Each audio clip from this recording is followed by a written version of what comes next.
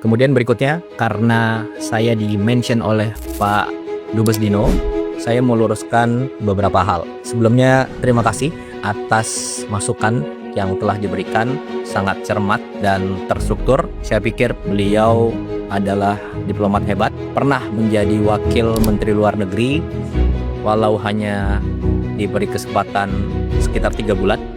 Jadi yang pertama, masalah biaya bila keluar negeri. Ini sudah dijelaskan beberapa kali. Jadi segala kelebihan biaya yang telah dianggarkan oleh negara itu sepenuhnya ditanggung oleh pribadi Presiden Prabowo. Kemudian yang kedua, jumlah rombongan. Ini sangat penting.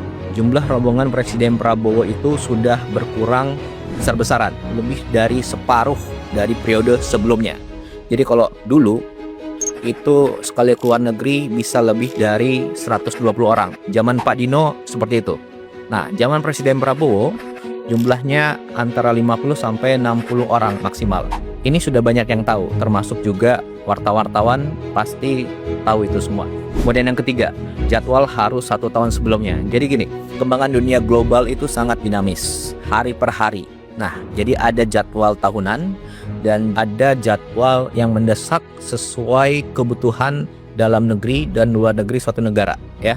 Kemudian yang keempat, masalah protokoler dan frekuensi keluar negeri dalam 1,5 tahun terakhir. Jadi Presiden Prabowo itu adalah presiden baru yang mulai menjabat saat dunia sedang krisis. Sebelumnya ada konflik di Ukraina, ada di Venezuela, kemudian sekarang ada di Iran dan Timur Tengah, itu terlibat Saudi, Qatar, Bahrain, UAE dan lain sebagainya, ya. Jadi setiap pemimpin tentunya harus bangun hubungan yang dekat antar pemimpin dunia. Dan kita tidak bisa hanya mengandalkan saat krisis baru kita minta bantuan. Tidak, kita harus panen hubungan yang baik. Lalu bila suatu saat ada kondisi mendesak, kita bisa minta bantuan. Dan begitu pula sebaliknya, oke? Untuk itu perlu kedekatan pribadi, kedekatan emosional antar pemimpin, baik secara langsung, diliput media, ataupun tertutup. Nah, itulah diplomasi. Jadi salah besar kalau dibilang hanya gagah-gagahan, seremonial.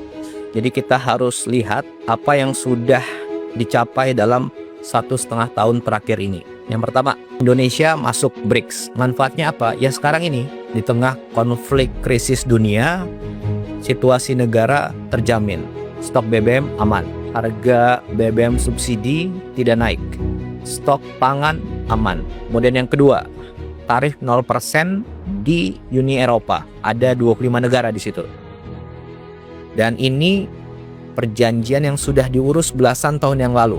Tapi kapan tercapai? Ya zaman Presiden Prabowo, tepatnya tahun 2025 lalu. Kemudian yang ketiga, total investasi yang masuk dalam 1,5 tahun ini adalah sekitar 2.430 triliun. Itu data dari BKPM. Kemudian contoh konkret lagi nih. Bulan lalu Presiden Prabowo ke Jepang dan Korea, kembali langsung ada investasi sekitar 575 triliun. Kemudian yang keempat, sekarang kita punya alat pertahanan yang kuat sekarang, ya. Dan itu dari banyak sekali negara, Prancis, Amerika, Rusia, Cina, Inggris, Eropa, banyak negara.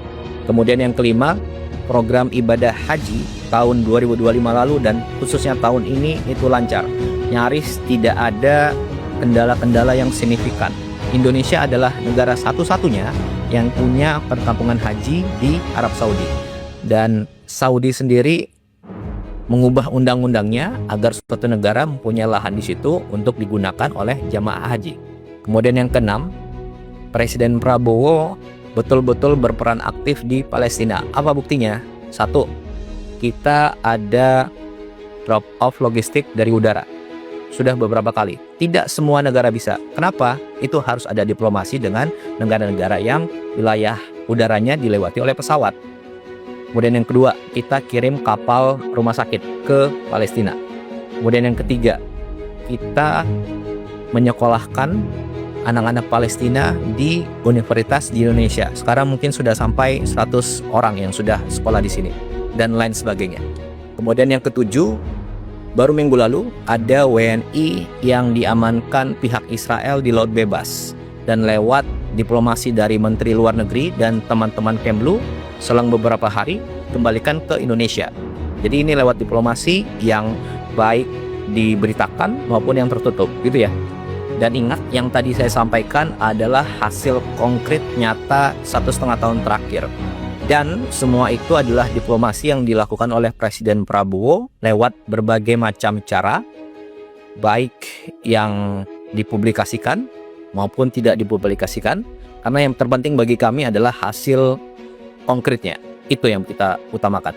Kemudian terakhir, masalah pertemuan dengan kepala negara lain di event-event tertentu. Jadi gini, pertemuan dengan kepala negara lain di suatu event itu yang menentukan adalah Bapak Presiden dan juga saran dari Menteri Luar Negeri.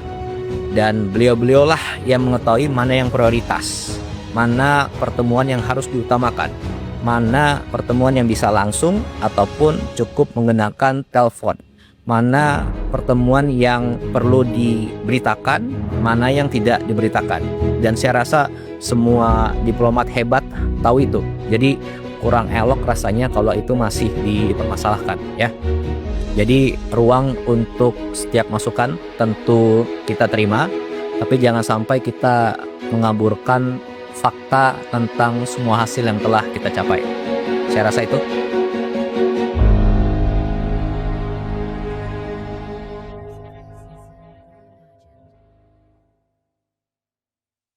Jelajahi cara baru mendapatkan informasi. Download Metro TV Extend sekarang.